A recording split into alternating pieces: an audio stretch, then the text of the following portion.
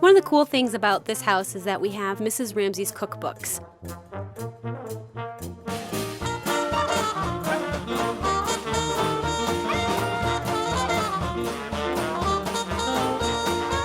She would have been in charge of making the menus, and she would make notes in her cookbooks about things that they really liked or where they came from.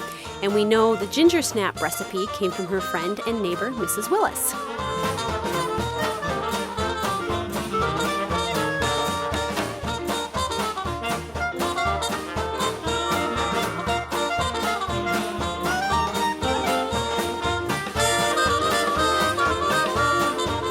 We do Victorian Christmas tours, and so we offer guided tours through the house. They're passed from guide to guide, and they get to learn about some of the holiday traditions for the Ramsey family, for the Victorian era, and how that translates into modern times and how it might relate to some of your own family traditions.